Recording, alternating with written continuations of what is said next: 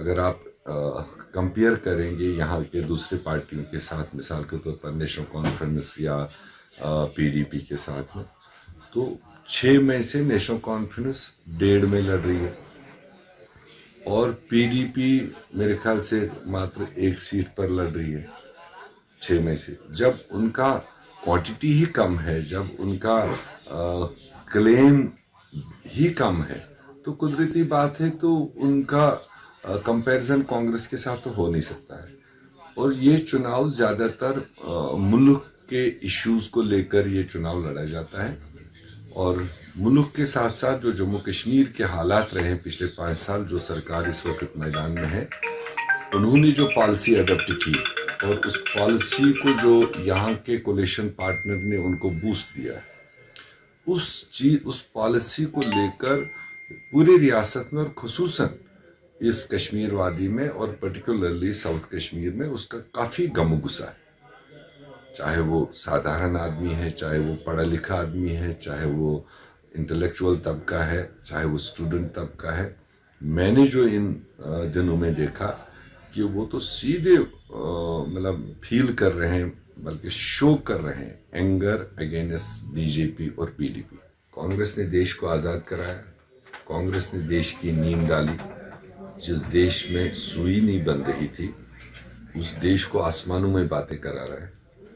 और हमेशा हर चुनाव पर जब भी कांग्रेस ने कोई अपना मैनिफेस्टो दिया, उस पर अगर लोगों ने एतमाद दिया, सरकार बनी, कांग्रेस ने 100% अपने मैनिफेस्टो को इम्प्लीमेंट करके दिखाया। उसी तरह से आज काफ़ी मंथन के बाद, काफ़ी सोच विचार के बाद में इंडियन नेशनल कांग्रेस ने जो देश के सामने अपना मैनिफेस्टो रखा और with special reference to Jammu and Kashmir, चाहे यहाँ के सियासी सूरत हाल है, चाहे यहाँ के लॉ एंड ऑर्डर को लेकर मामले हैं, चाहे यहाँ की गुर्बत को लेकर, जो हमारे यहाँ सबसे ज़्यादा गुर्बत है, अनएम्प्लॉयमेंट है, और हेल्थ सेक्टर है, एजुकेशन सेक्टर है, उसको लेकर जो हमने मैनिफेस्टो रखा है।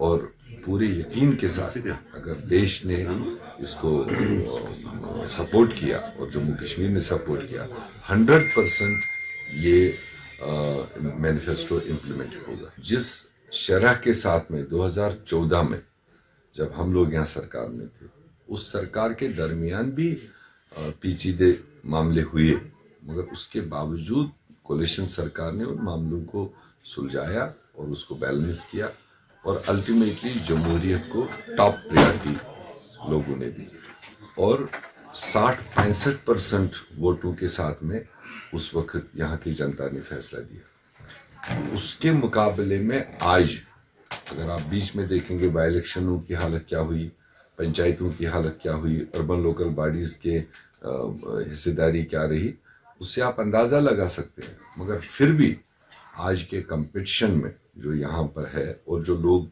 महसूस कर रहे हैं कि इस आज के वोट का कितना महत्व है, कितनी इम्पोर्टेंस है, उसको देखकर मुझे लगता है कि एक respectable percentage south Kashmir polling करेगा। ये तो हकीकत है कि हमने 6 में से 3 सीटों पर प्रैक्टिकल अंडरस्टैंडिंग की।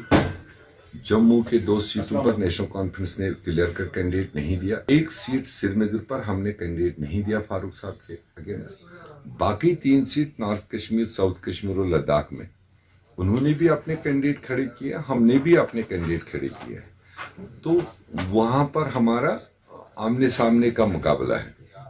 अब अलग बात है कि नेशनल कॉन्फ्रेंस अपनी किस बात को लेकर लुभाने की कोशिश करेगा। जहाँ तक कैंडिडेट की बात है, मुझे नहीं लगता है साउथ कश्मीर में उनके कैंडिडेट को लेकर, ऑर्गेनाइजेशन नेशनल कॉन्फ्रेंस की है, हम उसको रूल आउट नहीं कर सकते, कार्डर्स हैं, मगर कैंडिडेट को लेकर कंपैरिजन में उसको वोट मिलेंगे साउथ कश्मीर से, ऐसा मुझे नहीं लगा। 5 साल में जहाँ जहाँ भी चुनाव हुए देश में, कहीं न कहीं उस पर शक की सुई घूमी।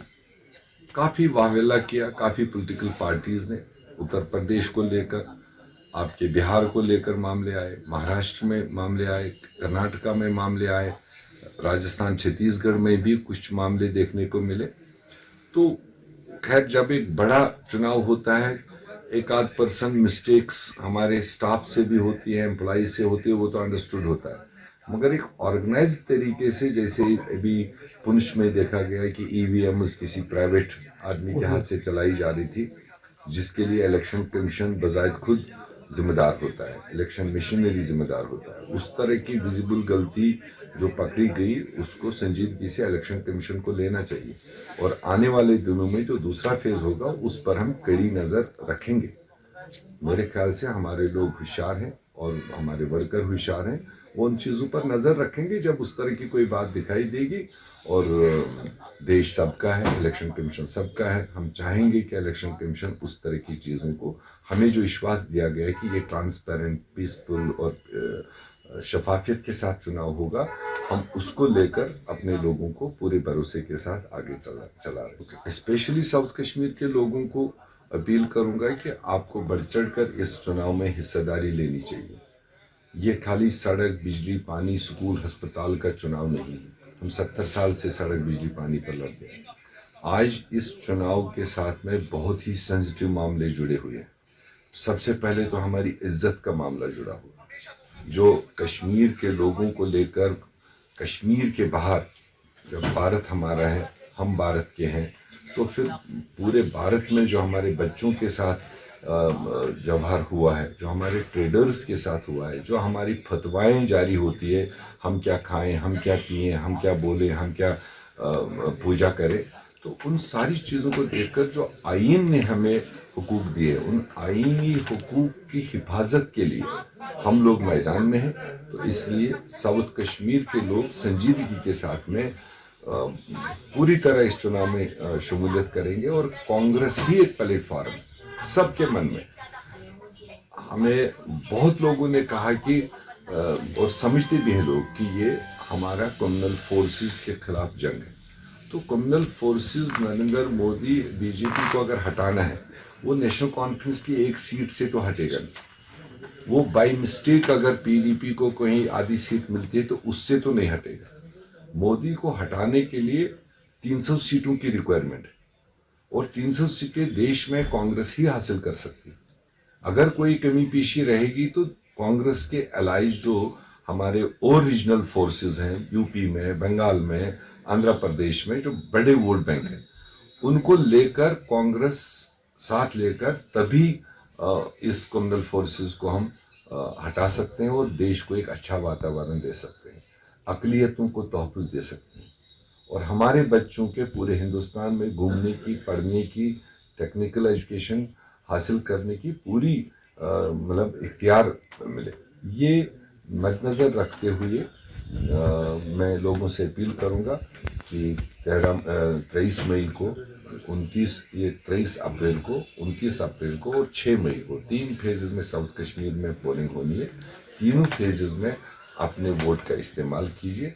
और कहीं अगर आप घर बैठ गए और उस घर बैठने से कोई गलत नतीजे यहाँ से निकला, तो फिर जिम्मेदार लोग भी होंगे, लोगों की भी जिम्मेदारी होगी। फिर उनको कोई जवाजियत नहीं है कल फिर सड़कों पर आने की। और मैं एश्योर करता हूँ, अगर मुझे सपोर्ट मिलता है, मैं जीतता हूँ, मैं यहाँ के जख्मी नौजवानों की, दुखी लोगों की आवाज़ हिंदुस्तान के पार्लियामेंट में पेश करूँगा। मैं बोलूँगा तो मेरे पीछे 300 एमपी होंगे। उस फोरम में एक देश भर के लिए एक आवाज़ होगी। आधा मेंबर जाएगा, वो 5 साल तक वहाँ दरवाज़ा नहीं ढूंढ पाता है, मैं किस दरवाजे से घुसूँ और कहाँ से निकलूँ।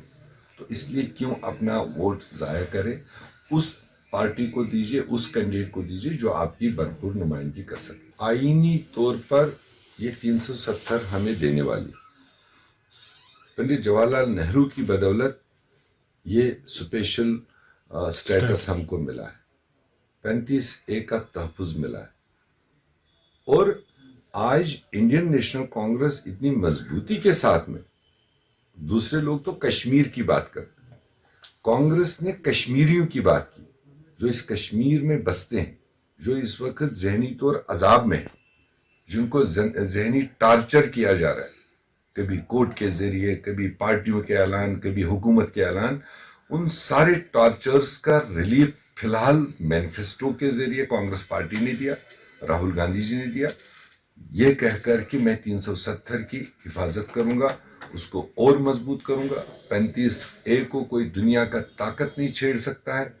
और जहां तक अब सपा की बात है, इसको रिवीजन में डालेंगे। रिवीजन में डालने का कांग्रेस पार्टी का क्लियर मौक़िफ़ है कि अगर हम बरसर-इक़्तिदार आते हैं सेंटर में, स्टेट में, तो हम एक ऐसा एटमॉस्फेयर पैदा करें कि अब सपा की यहां रखने की जरूरत ही ना पड़े। हम बातचीत के जरिए से, क्रेडिबल बातचीत के जरिए से सारे लोगों से बात करें, उनको मेन स्ट्रीम में लाए, उनके जज्बात, एहसासात की कदर की जाएगी। जो जेन्युइन तरीका होगा यहाँ के पॉलिटिकल इश्यूज को रिजॉल्व करने की हिम्मत और सकत सिर्फ कांग्रेस पार्टी में। मेरा लीडर राहुल गांधी पिछले 5 साल से सड़कों पर लड़ रहा है, उसको क्या क्या नाम नहीं दिए गए। आज देश की जनता को राहुल गांधी की बात को समझना चाहिए, कांग्रेस की बात को समझना चाहिए। और कांग्रेस ही एक फोर्स है इस देश में जो अली और बली की बात नहीं करेगा, जो सबको साथ लेकर चलने वाली पार्टी है। थोड़ी देर के लिए पावर से हटने का मतलब ये नहीं कि कांग्रेस खत्म होती है। कांग्रेस आज भी देश की सबसे बड़ी पार्टी और सबसे पुरानी पार्टी है। तो इसलिए आज कांग्रेस की जरूरत है देश को, आज कांग्रेस की जरूरत है जम्मू कश्मीर को।